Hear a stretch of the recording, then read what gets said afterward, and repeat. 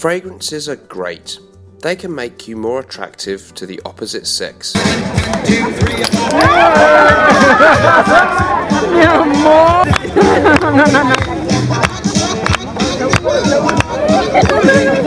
On a good day, they can make you feel strong. They can make you feel unstoppable. He's across the 40, midfield, 45, he's on the run, Lynch, 40, pushes the man, 35, look at him go, he's down to 20, 15, he is gonna go. And sometimes they can just make you feel plain happy.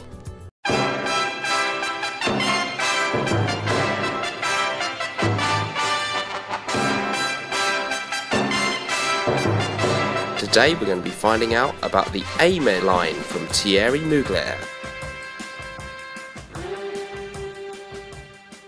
Hello everyone, welcome back to Mr. Smelly's Fragrance Review. So today we're going to be looking at fragrances from the house of Thierry Mugler. More specifically, we're going to be looking at the Amen line, their main line of fragrances for men. And this video is brought to you courtesy of Fragrance Samples UK, who sent me my lovely set of 10 samples here. It's a great place to try fragrances that you want to buy or you think that you might want to buy without wasting lots of money on a risky blind buy. So they have a great range of fragrances there, including the Amen ones and tons of other stuff. They actually ship all around the world. Details about that are in the description below. They can send overseas as well as in the UK, although a few terms and conditions do apply if you're not in the UK. So let's get into it. We've got 10 fragrances here, not everything that's ever been released in the Amen, but pretty much the main ones are covered here. And I'm going to do two halves. I'm going to do the Hall of Shame and the Hall of Fame, just my humble opinion. And of course, I've only had samples. I haven't been wearing these for months and months, so it's based on that. Let's find out then. Let's get stuck into it. So let's find out a bit more about the Amen range first. So Thierry Mugler's Amen was first released way back in 1996. Previously, of course, there was a fragrance called Angel for women, so this was the man's flanker for that. It was one of the first really big and successful gourmand fragrances, officially classed as a woody oriental. Notes in the original Amen are bergamot, heliol, lavender, peppermint in the top, mid-notes coffee bean, tar, patchouli in the base, tonka, vanilla, caramel, chocolate, and musk. So, as this video is brought to you by Fragrance Samples UK, I thought I'd pay tribute to one of my favourite reviewers, Greg, from the Greggy Boy 76 channel. So I'm going to film this one in Greg POV, like most of his videos are done this way, looking at this kind of camera angle, but I'm too vain not to be in the video, so I'm just going to stay up here in the corner of your screen. So, yeah, the original Amen we've discussed. Now let's get into, in reverse order of preferences, my favourites and least favourites, and the first 5 are going in the Hall of Shame. So, one of the ones I was sent is Taste of Fragrance, otherwise commonly known as Pure Chili. So all of these fragrances basically tend to take the basic DNA of the original and add one significant other note or theme to that. And in this case, it was chili. Which, that's not something we typically get in fragrances very often. And in this case, you can see why, because this fragrance has a chili powder note. The dry down gets a little bit better and gets more like the original Amen, but this chili powder note just doesn't work for me. You actually smell like you've just been out for a hot spicy curry or something, and I love hot spicy food, it's nice, but one of the disadvantages is it can make you smell of that food a little bit, and I don't find that pleasant, so I'm afraid this one was a real no-no for me. One of the few fragrances recently that I've disliked, so I'm afraid it's going in the Hall of Shame. Okay, so that's the end of that one. Next up, we have a recent release. This was 2016, Pure Tonka. A lot of people quite liked this one. So Tonka would be the accentuated note. The note's already in the original, actually. Basically, what you get is a very sweet one, this one. It's very gourmand, more so even than the original, and a real dessert kind of smell about this one. It reminds me a little bit of Ferragamo Uomo, the recent one that came out and smelt of tiramisu. And for me, it's just too sweet and sickly. It's kind of a pleasant smell at first, but if you think about actually wearing that for a whole day, I think it's going to get really annoying for you and possibly the people around you. So that one, definitely in the Hall of Shame for me. Okay, next up, here's another one that I have done here's one that I did do a brief review on, and it's Crypto Mint. People were very excited about this one. Obviously the note added here is mint. Nothing wrong with mint in a fragrance, but I found this one a little bit too heavy-handed. It didn't quite work with the bit toothpastey, or just like someone who entered the room who was chewing a mint, which is okay, but not what I'm looking for in a fragrance. And if I want mint in a fragrance, I actually prefer the other recent release, Popeye Eau Fraiche, now known as Superman Eau Fraiche from Jean Paul Gaultier. So this one for me, not horrible, but doesn't do it for me. Don't like it that much. So straight into the Hall of Shame.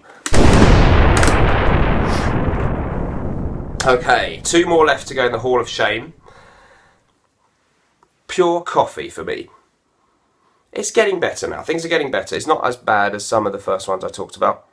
Yeah, Pure Coffee has got a nice coffee, roasted coffee bean note added to the original. Kind of works in a way, but for me, it's a bit underwhelming. And if I'm looking for a coffee fragrance, I'd rather have Rojas Man or Rochas Man from 1999, which has a little bit more sweetness and lightness about it. Or if I'm going for a heavy, bombastic one, more in the Amen mould, I'd much rather go for Montal's Intense Cafe, which is a niche one that has a lot more guts and balls to it. Really a beast mode one. So this one, it's alright, but just underwhelming, so I'm afraid for me, Hall of Shame. Last but not least, in the infamous Hall of Shame then, it's going to be this one, Ultra Zest. A lot of people really like this one. The theme with this one is the addition of the note of orange. So it's more of a fresh one from this first one that we've talked about that's really fresh. But for me, the combination of an orange citrus note with that heavy, dense patchouli doesn't quite work. Some people love it and say it smells like an orange creamsicle or something, but for me, when I want orange citrusness, I want that freshness, that eau de cologne style. Maybe I'm a bit more old-fashioned, so I didn't quite get that one. It's not terrible though, so reluctantly, I'm afraid it still has to go into the Hall of Shame.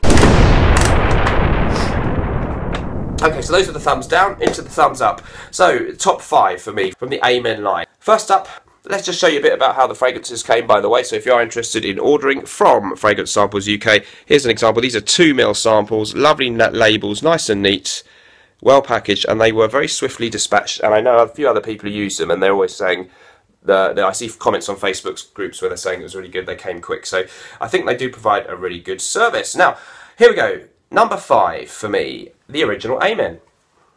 It's a very controversial fragrance. It's quite heavy. I know it's been reformulated apparently, but the new modern version is still very strong. I do like it. It's got something. It's got uniqueness. It's got real patchouli depth. It's got a little bit of that sweetness. It's interesting. It's different. It captures the imagination.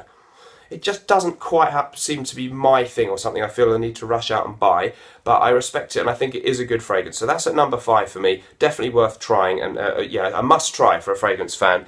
I can see the uniqueness of that one when it first came out in 1996. Number 4, I'm going with Pure Malt. So Pure Malt, there it is. Obviously, well, not obviously, the additional thing here is malt whiskey. I think they claimed the fragrance was aged in whiskey barrels. I'm not sure if that's really true, but there's a kind of whiskey malt note, and they kind of smoothed out the original. It's a little bit sweeter, some dried fruit notes in here. It's very nice, actually. It gets a lot of hype, as some people think it's the best one, and I couldn't quite see how it was that great, and I would prefer something like Bentley Intense for men, with if I want a booze note mixed with some patchouli, is a bit better for me. But this one is nice, pleasant, good, worth checking out, definitely worth checking out. A lot of guys say they find it's really seductive and that ladies love it. So Pure Malt coming in only at number 4 for me. Now here's the interesting one. Pure Energy comes in at number 3 for me. I liked this one. This is one of the 2 fresh ones that I've got here. Pure Energy has additional notes of mint, juniper and white pepper. So we actually had 2 other fresh ones, didn't we? Crypto Mint and Ultra Zest, I should have said, are both a bit fresh. This one, it does it better than either of those for me. It's a little bit more subtle and clever. The mint is maybe in there but not so obvious. Juniper and white pepper have been used to have a really nice fresh but peppery, slightly different feel, balanced well with the patchouli paste. I think it's really good. I think it did badly because it was originally released under the name Pure Shot, and it was tied in with the athlete Oscar Pistorius, and who famously had the artificial legs. Unfortunately, he was involved in an alleged shooting incident with his partner, so hence the name Pure Shot, and it was tied in with him. Was not great from a marketing point of view, but they had no way of knowing that, so they promptly changed the name to Pure Energy. The fragrance is really good. You can find it discounted quite widely because it didn't take off too well, and if you can find it for a good price, it's really worth checking out. So second position is Pure Wood. I really like this one actually. It just works well. The base of the fragrance is as per usual, but they've got in there some cypress and oak. This is maybe the classiest of the bunch. It really works. It's a nice woody, spicy mixture. It's still got some of that gourmand sweetness, but that woodiness gives it, it's probably the most mature smelling, hence why an old person like me likes it. And yeah, Pure Wood, a really classy one to look out for. Underrated, I think it was 2014, and that comes in at number 2 for me in the Hall of Fame. Number 1, then, you probably guess what it has to be, and it's probably the most popular one, alongside Pure Malt, to the flankers of Amen. My winner, the number 1 from the range for me in the Hall of Fame, has to be Pure Havana. So this one takes the original and adds to it the note of tobacco, a kind of honeyed tobacco note, representing Cuban cigars from the city of Havana in Cuba. And it ends up with a little bit of a syrupy cough medicine vibe, some people think, but it's really in a good way. A bit classy, but quite playful too in a way, potentially quite sexy. Always liked this one. Gets compared a bit to Xerjoff Naxos, which came out afterwards, which is maybe a slightly more refined, fresh, different version, but with some similarities. It's not redundant to own both, so if you can get this one for a good price, or even for retail potentially, I think Pure Havana is an excellent fragrance. It's a really nice idea. I like what they've done there. The idea of the fresh tobacco always goes well with the gourmand fragrances. There's often tobacco in there, although in itself that's not a specifically gourmand note. And it's really nicely blended. It performs really well from what I've read. I've not owned a bottle yet. This is the one that I might actually go and buy a bottle. I want to have one Amen. So I think Pure Havana, stunning fragrance. Love the way that the sweetness is balanced with the heavy patchouliness, and the tobacco note is really mixed in there. It just makes you feel like a Cuban gangster or Cuban revolutionary or something, and really great for colder seasons of the year. I do get the fuss about this one. So Pure Havana, my definite winner.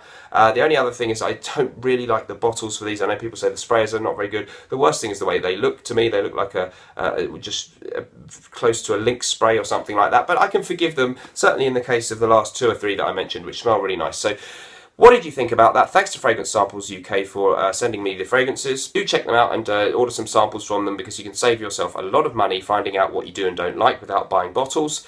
And thank you very much for watching. I'll see you in the next episode. Remember, whatever you're doing in life, less project. Goodbye.